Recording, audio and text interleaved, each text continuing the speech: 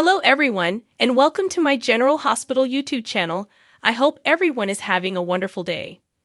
Before we begin, please hit the subscribe button and give this video a thumbs up. At Maxie's house, Spinelli went into the living room and paused to talk with Felicia, while Maxie followed James to assist him in finding a misplaced toy. When she inquired about how living with Maxie was doing, he replied that it had reminded him what a wonderful mother Maxie was and that it was lovely to live with his daughter. He also acknowledged that, financially speaking, the arrangement had been wise and that Maxie had benefited from his assistance. Felicia was happy that their strategy had succeeded. A few moments afterward, Maxie came back to the living room in time to hear a knock on the door. When Spinelli spotted Cody at the door, his cheerful disposition disappeared. At the same moment as James bolted into the living room, Cody shoved past Spinelli. Cody clarified that he had made an attempt to get in contact with Maxie regarding James's riding boots. Cody delighted James by giving him a box containing a brand new pair of boots. Cody informed Maxie that James's previous riding boots were too small, so he had decided to purchase a new pair for James while James went to try them on. Spinelli advised Cody to get Maxie's approval before purchasing the pricey boots, but Cody reassured Maxie that his work at deception allowed him to afford the boots. The boots clearly didn't fit James when Cody assisted him in sliding them on.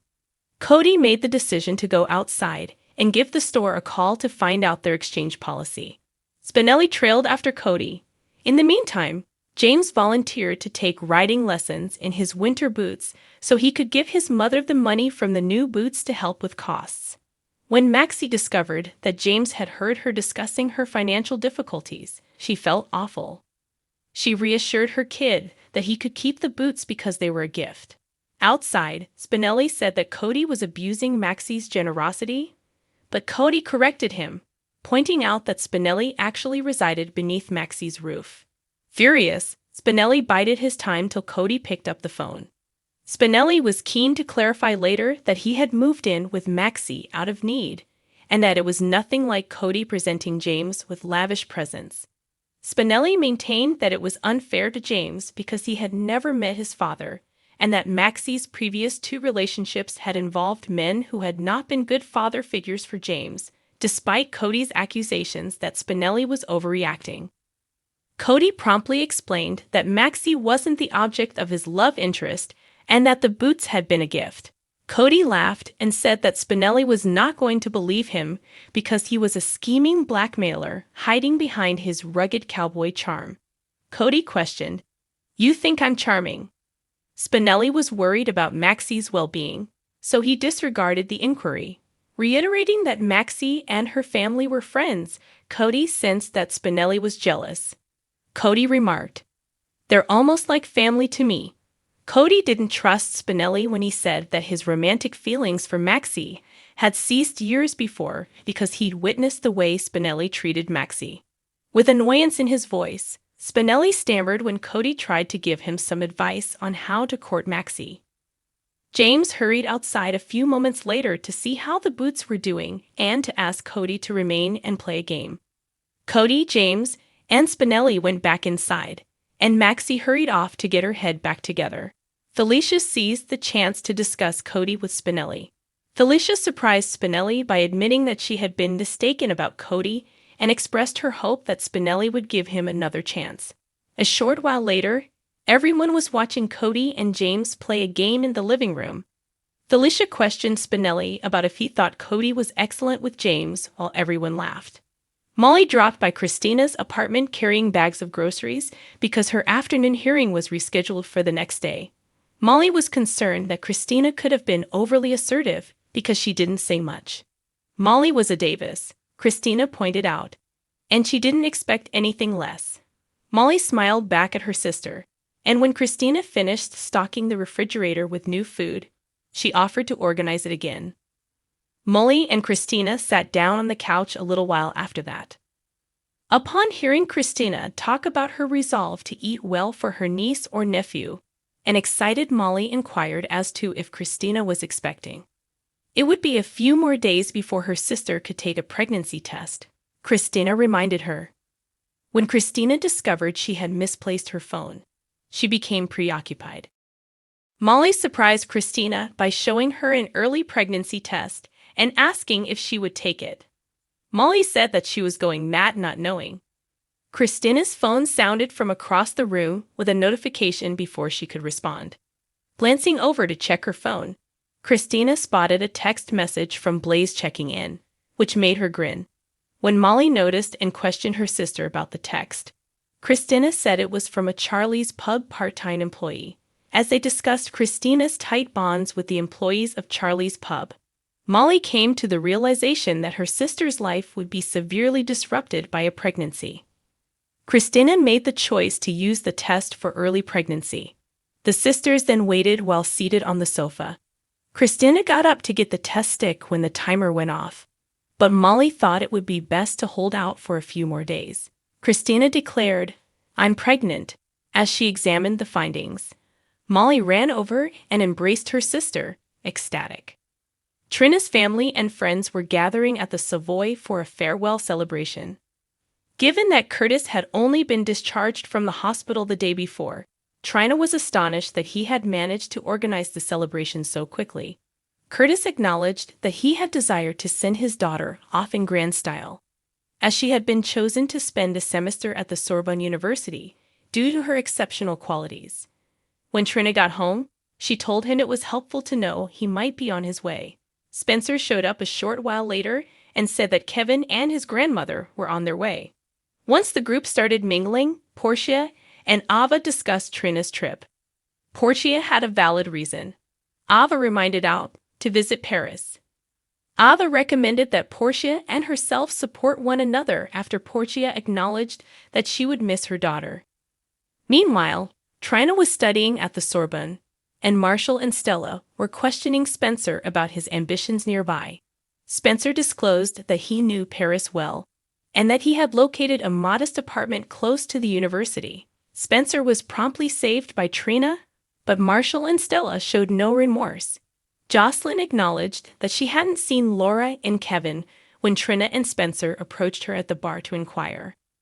Although Spencer told Trina that his grandma was running late, Jocelyn sensed a hint of skepticism in his voice. Spencer acknowledged that his relationship with his grandmother wasn't going well. Spencer remarked, "I think I may have lost her support." Trina asked if there had been any updates regarding Nicholas when Spencer checked his phone. Spencer's admission that he had given Ace to Nicholas because he thought Esme's memories had returned startled Trina and Jocelyn. After coming to the conclusion that Esme had regained her memories, Spencer told Trina and Jocelyn why he thought Ace would be safer with Nicholas, saying, "We all know what the old Esme is capable of," Spencer stated. Jocelyn was curious as to what transpired next, while Trina was dissatisfied that Spencer had waited to speak. Spencer told them that they had to gather evidence that Esme's memories had returned because they would only have one chance at a trial. Jocelyn encouraged Spencer and Trina to concentrate on their Paris trip. She would take care of Esme. Jocelyn remarked, "Do not let Esme take that away from you too." Jocelyn was cautioned by Spencer that Esme would not give up without a struggle. He was positive Esme would hatch a scheme. Jocelyn questioned, "Like what?" Spencer remarked, "I don't know. Nothing good." Stella and Portia, who were nearby, concurred that the last few days had been exciting. When Stella inquired as to whether Portia was worried about Spencer traveling to Paris with Trina, she replied that she couldn't turn a blind eye to all the chaos that surrounded him. "Wouldn't it be better for her to go to Paris without him?" suggested Portia. Marshall went to check on Curtis near the bar. Curtis acknowledged that it had been difficult to sleep with the loud machinery and people watching him, and he was relieved to be out of the hospital. Marshall acknowledged that Curtis appeared tense, and he asked his son to speak if he wanted someone to hear him out.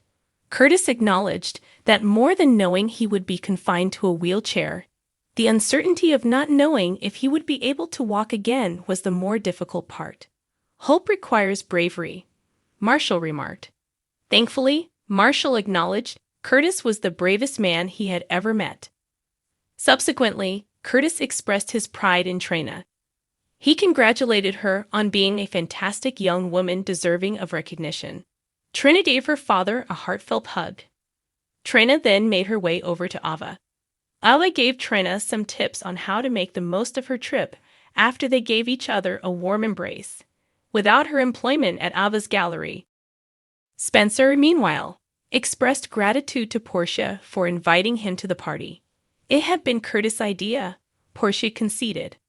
Although Spencer reassured Portia that he cared about Trina's happiness, Portia clarified that she didn't question his emotions.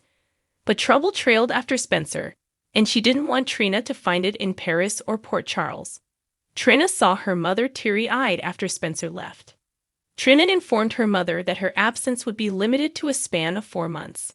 Trina was advised to have fun in Paris by Portia, who assured her that everything would be all right. She acknowledged her admiration for her daughter's beauty, intelligence, and strength. Trina gave her mom a hug. Curtis then made a toast just before dinner was served. He lifted his glass, sending love and well wishes to Trina and Spencer on their next journey. Spencer informed Trina he was looking forward to their future and was happy to leave the past behind as they all clinked glasses. Laura was waved over by Heather at Pentonville. Laura went to the chase and questioned Heather for whatever information she had regarding Ace when Laura sat down. Heather first offered her condolences on Bobby's demise. Heather informed Laura that Ace was also her grandson and that she was aware Nicholas had abducted the infant. Laura was adamant about finding out who told Heather. When Heather revealed that Esme had visited her mother, she was taken aback. Laura made it obvious that she was there to talk about Esme when Heather changed the subject to inquire about Laura's mother, Leslie. When Laura inquired as to why Esme had gone to Heather, Heather said that Esme had been inconsolable due to Laura's son having taken her child away. Laura added that because Nicholas was Ace's father, the authorities did not view it as kidnapping. That was, Heather pointed out, exactly the reason Esme trusted Heather. Because of what had happened in Windermere, when Heather and Ryan had fled Shady Brook with Esme, Laura was dubious about Heather. Although Laura disclosed that she and Esme had become close, Heather clarified that Esme's opinions had shifted as a result of Esme's recollections of the terrible things Laura's family had done to Esme. When Laura found out that Esme had broken into Windermere on Christmas Eve, she was taken aback. Laura was shocked that Esme remained silent, but Heather made it clear that Esme was still facing accusations about the stupid sex tape. Laura wondered why Heather would expose Esme's secrets and put her in danger when Laura could report the information to the police. Esme needed to be confined with Heather, where she belonged, and Heather acknowledged that she counted on it.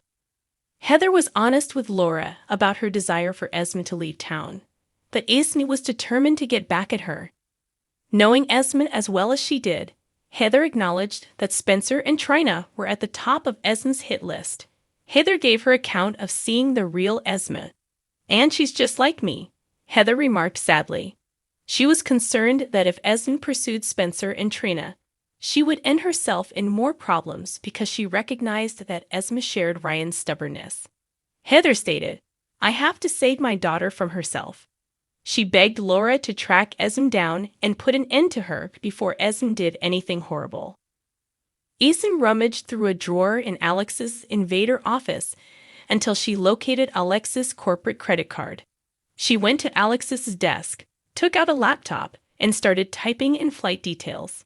Kevin questioned from the doorway, "Esme?" Esme got up and slammed the laptop shut, startled.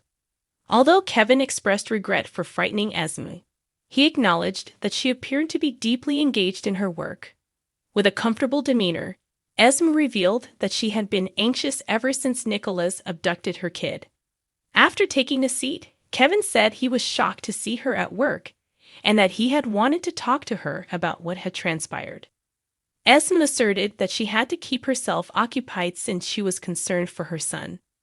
Since Ace didn't know Nicholas, Esme was positive that he was afraid and bewildered. But Kevin reassured her that Ace would be taken care of by Nicholas. Kevin told Esme that she was his niece in response to her question about why he was there. Esme said that she felt uncomfortable in the relationship. Kevin wondered why Esme hadn't reported what Nicholas had done to the authorities or to anybody else. She claimed that since Nicholas was Ace's father, it would have been useless. Kevin acknowledged that there wasn't much the cops could have done to assist her. Kevin said, "Why not come to us?" He was reminded by Esme that Laura was the mother of Nicholas and that Laura's grandson was Spencer. Laura would never have sided with her over family, in Esme's opinion. Thanks for watching if you liked this video. So please don't forget to subscribe my channel and don't miss any update.